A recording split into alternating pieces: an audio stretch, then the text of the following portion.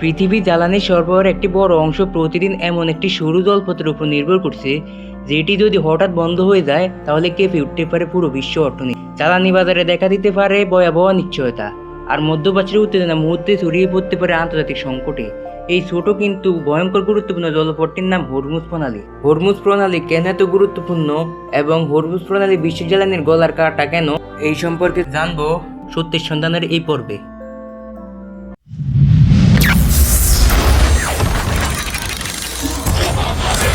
Hormuz প্রণালী হচ্ছে সেই সমুদ্রপথ যা পারস্য উপসাগরকেও যুক্ত করেছে গালফ অফ ওমান এবং তারপর আরব সাগরের সঙ্গে।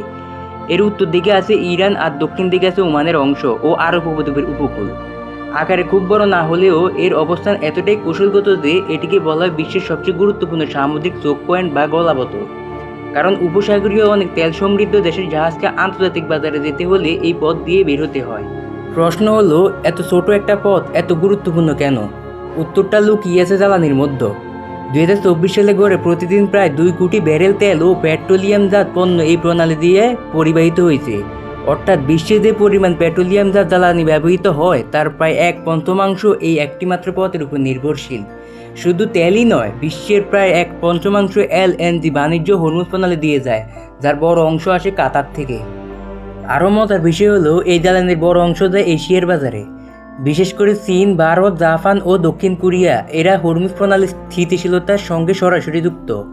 ফলে এখানে কোনো অস্থিরতা তৈরি হলে তার প্রভাব শুধু মধ্যপ্রাচ্যে সীমাবদ্ধ থাকে না, সেটা এশিয়ার শিল্প ও বৈশ্বিক বাণিজ্য এমনকি সাধারণ মানুষের জ্বালানি খরচও আঘাত করে। হরমুজ প্রণালী শুধু অর্থনৈতিকভাবে নয়, ভূরাজনৈতিকভাবেও অত্যন্ত স্পর্শকাতর, কারণ এর খুব কাছে ইরানের উপকূল, আর এই অবস্থান ইরানকে একটি বড় কৌশলগত সুবিধা দেয়। যদিও শিপিং লেনের বেশিরভাগ অংশ ওমানের জলসীমায় এবং কিছু অংশ ইরানের, তবুও আন্তর্জাতিক সামুদ্রিক আইন অনুযায়ী এখানে জাহাজ চলাচল নিশ্চিত করার কথা। কিন্তু বাস্তবে উত্তেজনা তৈরি হলেই এই পথকে কেন্দ্র করে শুরু হয় সামরিক টানাপোড়েন, হুমকি, মহড়া আর আন্তর্জাতিক উদ্বেগ। এখন প্রশ্ন আসতে পারে, যদি হরমুজ প্রণালী বন্ধ হয়ে যায় তাহলে কি বিকল্প পথ আছে? আংশিকভাবে আছে, কিন্তু খুব সীমিত। সৌদি আরব এবং সংযুক্ত আরব আমিরাতের কিছু পাইপলাইন আছে যেগুলো দিয়ে প্রণালী এড়িয়ে কিছু তেল পাঠানো সম্ভব। কিন্তু সমস্যা হলো, সেই সক্ষমতা মোট প্রবাহের তুলনায় অনেক কম। মানে হরমুজ পুরোপুরি অচল হলে ওই বিকল্প পথগুলো দিয়ে ক্ষতি পুরোপুরি সামাল দেওয়া সম্ভব নয়। এই কারণে হরমুজ প্রণালীকে অনেকে বলেন বিশ্ব অর্থনীতির নার্ভ পয়েন্ট। এখানে কোনো সংঘাত, কোনো হামলা, এমনকি সাময়িক বিঘ্ন বিশ্ববাজারের তেলের দাম বাড়িয়ে দিতে পারে।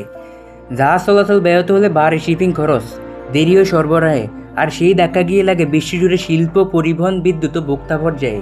ছোট একটি জলপথ, কিন্তু প্রভাব পুরো পৃথিবীতে। তাই হরমুজ প্রণালীকে শুধু একটি ভৌগোলিক স্থান হিসেবে দেখলে ভুল হবে। এটা আসলে শক্তি, রাজনীতি, অর্থনীতি আর সামরিক কৌশলের মিলনবিন্দু।